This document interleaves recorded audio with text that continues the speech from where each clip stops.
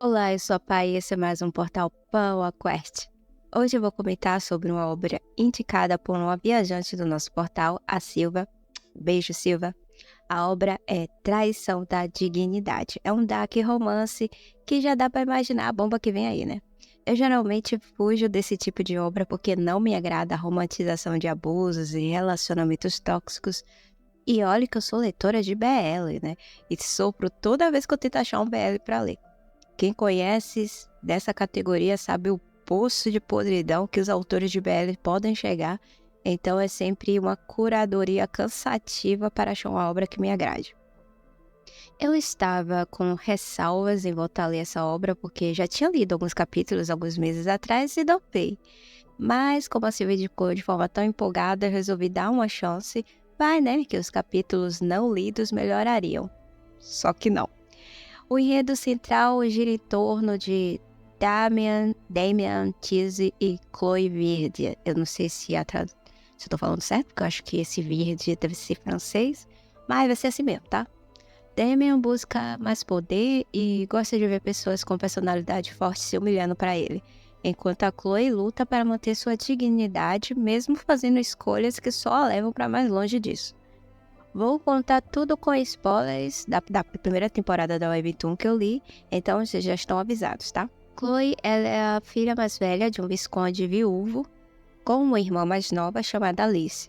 A família está em declínio financeiro devido aos gastos do pai na tentativa de salvar a mãe, que acabou falecendo.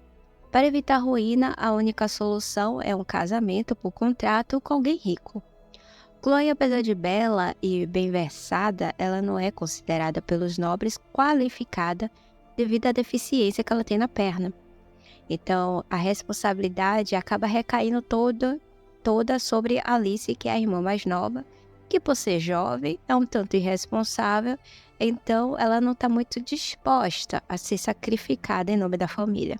Eu acredito que Alice deve ter ali entre volta de 18 a 20 anos, e ela deseja um amor verdadeiro, da mesma maneira que ela viu os pais terem. No entanto, a pressão familiar faz com que ela considere um casamento arranjado para poder salvar a família. A história começa com as duas irmãs indo à festa do Duque Tizzy, que era uma rara oportunidade para Alice poder encontrar um parceiro adequado, pois devido ao comportamento inadequado dela em eventos e a situação, da família financeira, eles não recebiam muitos convites, então aquela era a única oportunidade depois de um longo tempo. E elas só foram convidadas para essa festa, com as maiores famílias nobres presentes no local, como uma retribuição, porque 3 anos antes, o Duque Tiz e seu exército ficaram hospedados na propriedade dos Verde, e é lá que toda a saga psicopata começa. Chloe, com conhecimentos médicos, ela ajudou os soldados, curando suas feridas, ajudando a fazer todos os tratamentos médicos que ela sabia. Porém, ela ouvia muito comentários desrespeitosos sobre sua deficiência, sobre sua aparência, e olha que ela era extremamente bonita, então os comentários eram tipo... Não é exatamente o que eu tô falando, mas era tipo assim: ah, ela é linda, pena que é aleijada. É nesse nível aí. Chloe acredita que, como nobre, ela devia agir com honra, mesmo em situações difíceis, o que muitas vezes a leva a fazer escolhas prejudiciais a si mesma. Aliás, toda essa história teria um caminho diferente se Chloe simplesmente largasse mão dessa crença louca dela. Durante a estadia do Duque e seus soldados em sua propriedade, Chloe se encanta com um discurso motivacional que ele dá para seus soldados, mas esse encanto é quebrado quando ele mostra que é narcisista. Em um encontro isolado, esse Duque acusa Chloe de estar espionando ele e tentando seduzi-lo, baseando-se nas suposições narcisistas dele. Ele termina expondo algumas verdades bem dolorosas sobre a vida dela e a própria família. Ele esfrega na cara o comportamento dos soldados dele perante ela e como o pai dela via tudo aquilo e não fazia nada a respeito. porque esse Visconde tinha o interesse de que o duque se aproximasse das suas filhas, então ele tolerava aquilo, contanto que o resultado fosse bom para ele, financeiramente falando. E Chloe, é claro, defende a integridade dela e a do pai. E a única coisa boa que ela faz nessa discussão com esse cara é não alimentar a ilusão dele de ser a última Coca-Cola do deserto, porque o resto é pura negação da realidade. A Chloe, ela tem consciência das coisas que acontecem ao seu redor, porém ela escolhe ignorá-las para manter suas crenças. Isso é evidente quando ela tenta alertar a irmã sobre um romance imprudente que essa estava tendo, mostrando que ela sim, ela entendia que há durezas naquele mundo, que existem homens que não vale a pena, que ela pode ser enganada por ser muito jovem. Mas mesmo ela sabendo disso, ela age de maneira bem ingênua em essas situações. E é isso pra mim o que me irrita nessa personagem, porque ela parece ter potencial, mas ao mesmo tempo ela dá uns 20 passos para trás. Enfim, foi depois desse primeiro encontro que a chavinha do Red Pill virou na cabeça desse homem. Ele nunca havia conhecido uma mulher que não se rebaixasse para ele, mesmo ela estando em desvantagem. E ele passa a querer destruir a dignidade da Chloe a todo custo. Ele usa toda a situação financeira da família dela, assim como as fofocas sobre a irmã, que dificultava ela arrumar um casamento, para criar situações onde deixasse a Chloe sem saída a não ser buscar ele.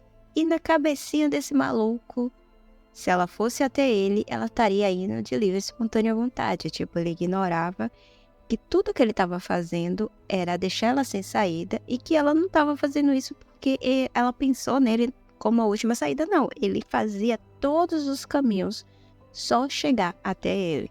E pra mim, essa é a parte cômica da história, porque tudo que esse homem faz é correr atrás da Chloe, obrigando-a a se interessar nele, na força do ódio. E a protagonista, ela sente um desprezo por ele durante boa parte da história e, ao mesmo tempo, uma atração, porque sim, ele é um homem muito, mas muito bonito. Porém, isso não é o suficiente para fazer ela se apaixonar por ele. Então ele cria várias situações para que ele pareça ser a única saída, a única salvação dela, né? E ele só consegue isso de fato, de fazer ela olhar para ele com outros olhos, sem ser só com a pepeca quente, é quando ele cria uma situação, ele se aproveita de uma situação onde o rei manda uma mulher lá tentar matar ele. Aí ele aproveita a situação e coloca o veneno que foi utilizado para dar cabo dessa mulher dentro do quarto de Chloe para que ela fosse incriminada e não tivesse escolha a não ser pedir ajuda dele para sair da situação, porque o crime era tão grave que ela seria enforcada pela justiça. E qual é a surpresa dele?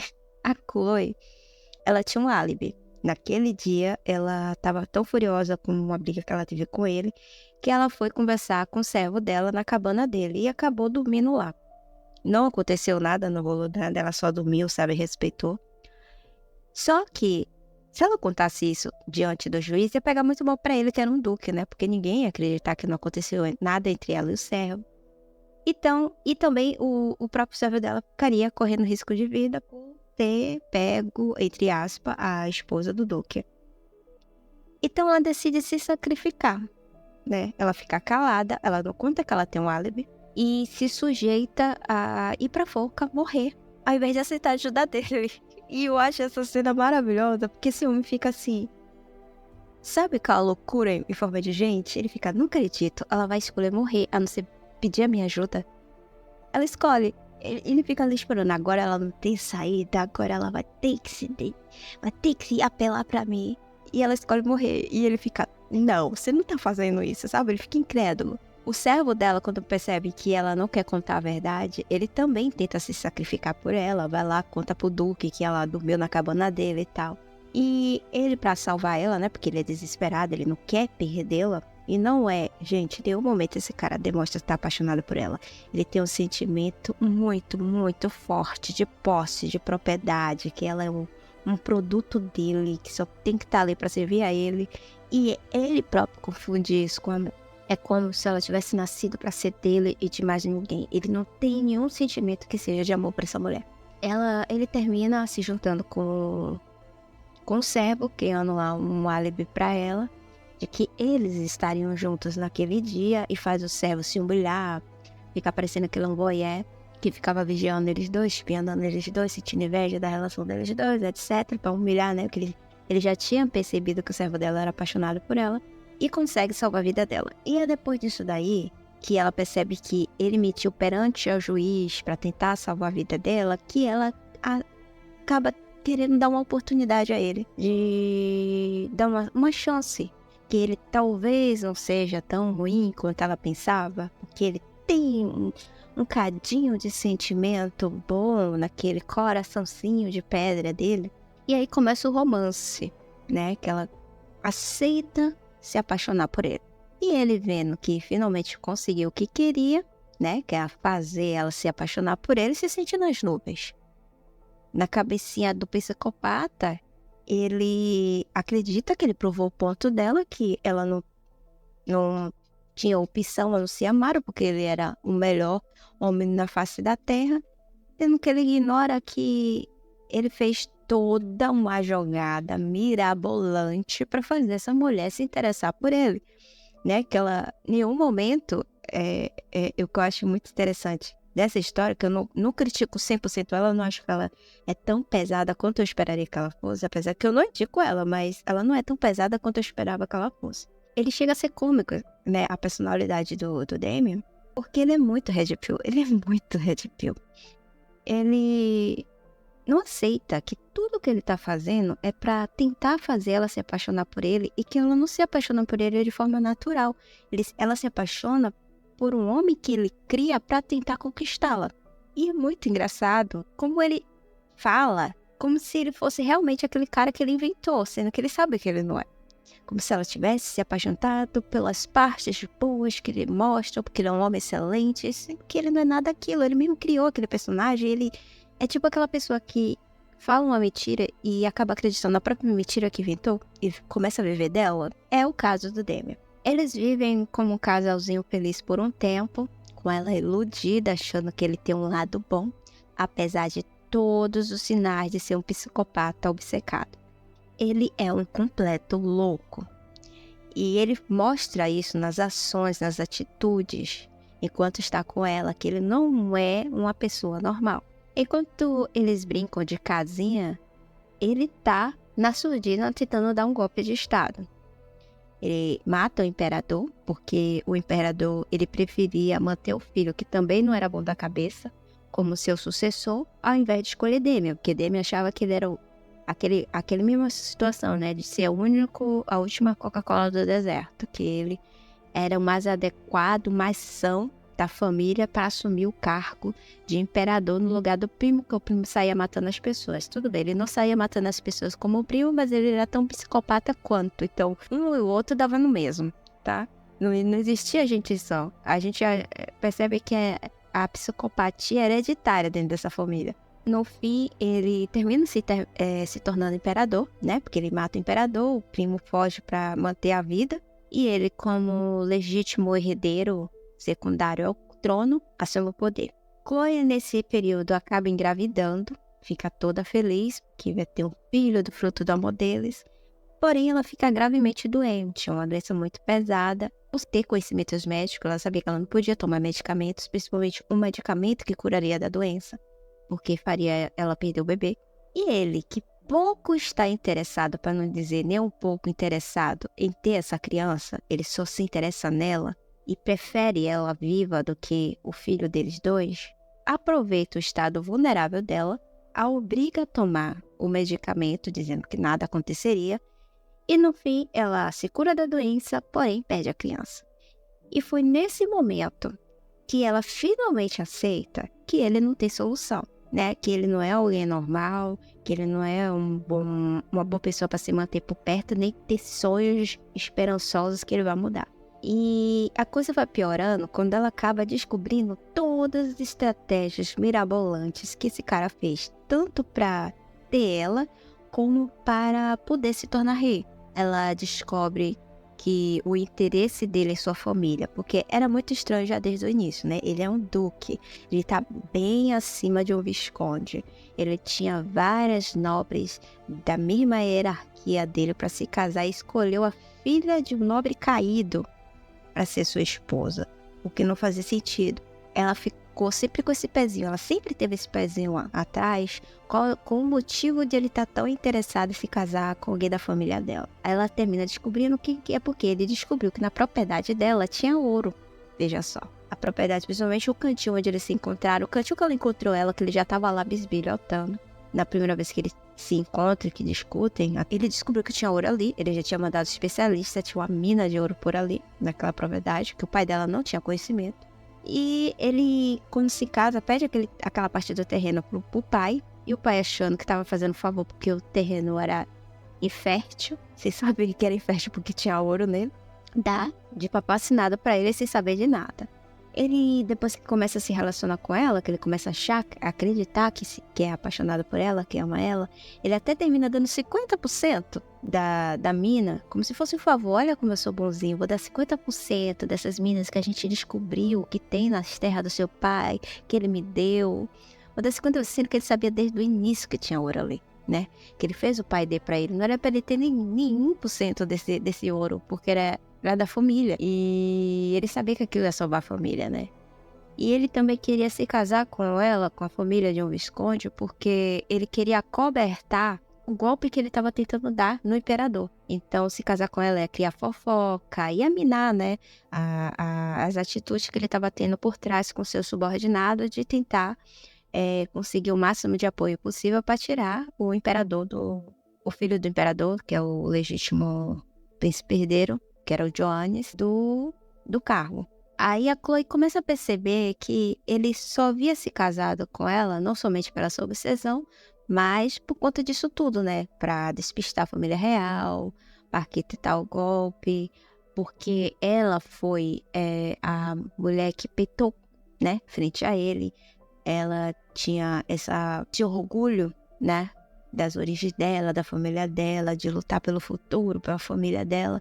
E isso terminou causando esse desejo dele de fazer ela cair de alguma forma e ceder a ele. E o que é uma parte que me admira muito da personagem é que ela fica chocada quando descobre todas as misérias que ele fez contra ela. E eu fico chocada com o que, Mona? Não é como se ele disfarçasse o mau caráter dele. Ele, desde o início, se demonstrou mau caráter, né? Porém, ela se negava a aceitar o que ela estava vendo porque ela tinha uma enorme atração por ele e o desejo falou mais alto. A gente percebe logo nos primeiros capítulos aonde ele é capaz de chegar quando ele, para provar o ponto dele, ele faz com que o pai dela cancele o casamento, porque a irmã dela consegue um noivado lá na festa que ele convidou elas duas, consegue um nobre lá interessado na irmã dela que pede um casamento. Porém, ele chega lá, do nada, na casa do pai dela, querendo que o pai case a filha, Alice, a mais nova, com ele e não com o cara que escolheu. Tudo isso para provar a ela que o pai tinha interesse sim de vender as filhas devido ao status, né? Porque se fosse somente preocupado com a segurança, qualquer nobre valia. Mas vendo que era um duque querendo se casar com a filha dele, o pai demonstra que realmente ele não estava ali somente preocupado com o futuro das minhas filhas, não. Ele estava preocupado em manter a nobreza dele, a qualidade de vida dele. Então ele cancela o casamento com o nobre normal que pediu formalmente para se casar com a Alice, para dar a mão para o duque. E ele só fez isso sem a menor intenção, ele não tinha o menor interesse na Alice. Só para provar para Chloe que ele estava falando a verdade, que o pai dela não valia nada, que não tinha aquele interesse, aquele pai amoroso que ela via. Só queria provar esse ponto para ela. E as coisas só não andam mais para frente porque a Alice, como pá virada que ela é, eu sinto muito, mas eu gosto muito da Alice. Eu queria que tivesse uma história separada, só dessa saga dela, depois que ela fugiu de casa. Ela não aceita a situação, a Alice é a primeira a perceber que o pai estava tentando vender ela. Por mais que ela amasse o pai, ela não aceitava o destino que o pai e a irmã queriam botar nas costas dela. Então, quando ela se apaixona por esse tal boêmio, que ela encontra em um festival e começa a se encontrar escondida, ela descobre que engravidou dele. Ela conta pra ele convida ela pra fugir com ela, aceita, escreve uma carta lá, desculpe todo mundo, eu nego meu sobrenome, vou virar bebê agora, vou viver meu amor com meu filho, com meu futuro marido e tchau família. Ela foge e deixa a família em má situação. E é assim que ele consegue se casar com a Chloe. Então, já nesse momento, você já percebe que ele estava mostrando todos os sinais ali e a Chloe estava ignorando. Porém, quando ela descobre tudo isso que ele fez para poder se casar com ela, ter ela ali acreditando nele, aí vem a parte que me surpreendeu. Porque, diferente do que você costuma ver nesse tipo de história, principalmente dark romance, ela não simplesmente aceita a situação e tenta continuar com ele mesmo assim. Ela, sabendo que não tinha outra filha, agora ele era imperador, tinha mais poder ainda, então ela bola um plano pra fugir dele, porque não tinha como se divorciar, porque ele se negava a dar o divórcio a ela. Ele vivia dizendo que ela era dele, que ninguém ia separar eles dois. E ela temia, porque ela sabia o quanto perigoso ele poderia ser. Então ela arquiteta um plano mirabolante para fugir dele, forjando a própria morte com a ajuda da ex-babá dele, que ela acabou salvando em uma situação, e se manda para o país vizinho, assumindo outra identidade. E eu confesso que ela ganhou meus parabéns nessa parte, porque eu realmente não esperava que ela fosse tentar fugir dele. Ela consegue ficar fingida de morta durante 1 ano, porém a inteligência dela é limitada, porque a única coisa que ela faz quando ela foge é mudar de nome. Ela mantém a mesma aparência, ela fica passeando pela cidade como se não fosse fácil um psicopata obcecado por ela rastreá-la. Ela se torna babá de uma família e aí que eu falo pra vocês que ela sempre teve a oportunidade de fugir dessa situação, de salvar a família dela com outros meios, né? Porque a questão não era ela deixar de ser nobre, não era trabalhar para outras pessoas, né? Que ela se oferece como babá, ela começa a trabalhar como babá para outra pessoa durante o ano. Então, não é que ela não conseguisse trabalhar para outras pessoas, ela só não queria, ela estava tão apegada à nobreza, a que ela tinha que manter a família, que ela simplesmente estava apoiando a ideia do pai de forçar a irmã a casar, ou ela mesma se sacrificar e se casar no casamento ruim só para manter o status, sendo que ela poderia manter a família de outras formas, porque ela era muito inteligente. Ela tinha conhecimentos médicos, ela tinha conhecimentos de etiqueta, ela tinha várias áreas que ela podia trabalhar e trazer dinheiro para casa. Tanto ela quanto a irmã. Ela não quis escolher outros meios por questão de escolha mesmo, né? Não é questão de ela não tivesse capacidade, porque ela prova que ela tem capacidade de fazer outra profissão, de arranjar uma profissão quando se é necessário. Aí ela fica nessa família durante o ano, tentando fugir, vivendo a vida dela. O servo acaba descobrindo que ela não morreu e encontra ela lá no país vizinho.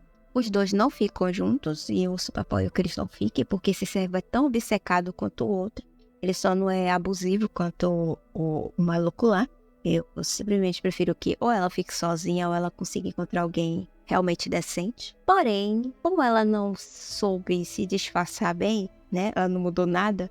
Foi muito fácil, porque o Demian, ele entra numa loucura quando ela morre. Ele fica na negação por muito, muito tempo. Ele demora quase 1 ano para conseguir enterrá-la. E quando ele finalmente a enterra, que todo mundo pede, porque ele agora é imperador, ele precisa ter uma imperatriz, as pessoas ficam exigindo que ele precisa se recuperar desse amor que ele teve pela primeira esposa, blá blá blá. Ele não aceita que ele morreu. Ela não aceita, porque na cabeça dele ela só pode morrer com a autorização dele. Ele pega, no ato de desespero dele, um dia, ele resolve desenterrar ela.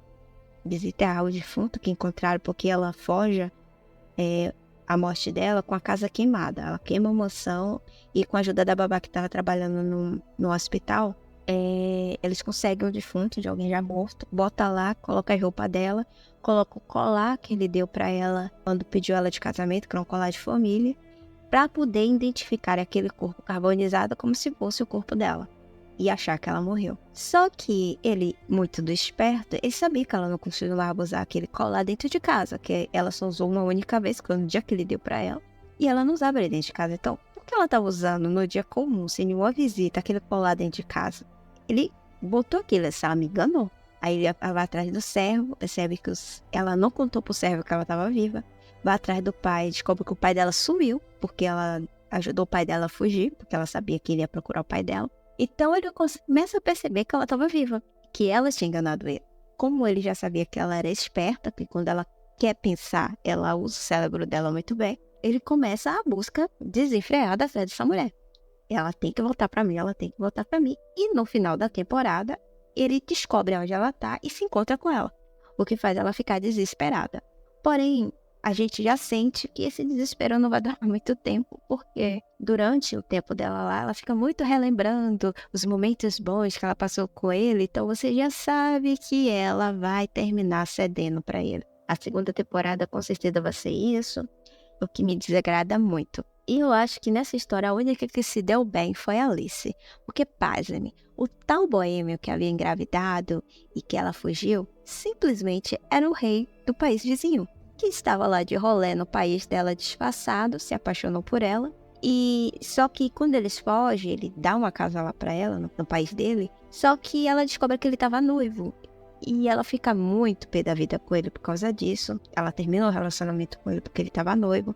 Porém, ele era tão apaixonado por ela que ele encerra o noivado que ele tinha e assume ela como sua futura imperatriz e assume o filho que eles tinham como príncipe herdeiro, porque parece que é um menino, como príncipe herdeiro. Então a maluquinha se tornou rainha, se dando muito bem, enquanto a irmã tá lá com o psicopata atrás dela. E eu sinceramente queria muito que tivesse uma obra falando dessa saga toda da Alice, porque a Alice foi a única que se deu bem nessa história. A única, porque a Chloe só se ferrou do início ao fim, e é o que eu falo, ela poderia ter escapado disso. Pra mim, essa obra ela teria sido muito boa, mas ela escolheu não ser. A Prota, ela nos engana no início. Ela parece muito esperta, ela é eloquente, ela demonstra que tem força, que ela não se rebaixa por pouco, sabe? Ela tem personalidade. E é aceitável, mesmo que a pessoa seja fodástica, muito inteligente, ela cair em alguns golpes bem elaborados. Porém, nesse caso aqui, não houve golpe bem elaborado. Sinceramente, ele sempre demonstrou que não valia desde o início. E criar teoria para dizer que ele enganou ela com a personalidade é mentira. É mentira, porque ele nunca enganou ela. Ele omitiu algumas coisas que ele fez, mas ele não enganou ela. Ele demonstrava o tempo todo que ele não valia a pena, que ele tinha aquela personalidade, que ele queria fazer ela ser dele a qualquer custo, que ele estava deixando ela sem saída o tempo inteiro. E é a Chloe que tenta criar motivos para ver algo bom que não existe nele. Tudo que o Damian tem é a aparência. Ele não tem mais nada do que isso. É aparência e dinheiro. E eu não consigo entender como as pessoas conseguem gostar de um homem como o Damian. Sabe? Talvez seja somente pela aparência. O que faz crer que é muito fácil para pessoas perigosas, com boa aparência, fazerem vítimas, não é mesmo? A cara dele é um cartão de passabilidade bem grande para entrar na vida de qualquer um que só se importe com a beleza. Essa é minha resenha de Traição da Dignidade. Eu dou nota 5.5 para ela.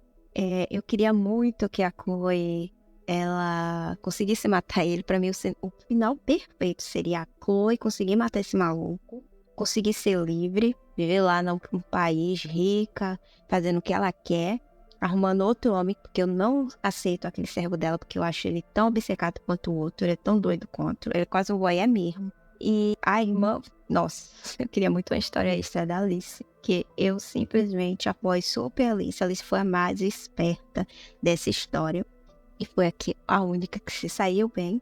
E eu já peguei um pouquinho dos spoilers, mas eu vou deixar aí pra vocês dizerem nos comentários o que vai rolar na segunda temporada, vocês que leram a novel. É bem pior lá. Eu tenho certeza, né? Porque o Webtoon costuma passar um pouquinho de pano, mas eu tenho certeza que no novel vai ser bem pior. E se vocês sabem aí o que vai acontecer com ela fica realmente com ele até o final. Poxa, gente, é muito difícil ela ficar com ele, gente. Morra. Porque faz cair por terra tudo que ela fez. Tudo que ela fez, ela fugir, ela ser forte, ela ter personalidade, tudo cai por terra se ela fica com esse homem. Ela escolhe de livre e espontânea vontade de ficar com esse homem no final. Nossa, ela tem que matar ele, por favor. Então nos vemos na próxima e bye bye.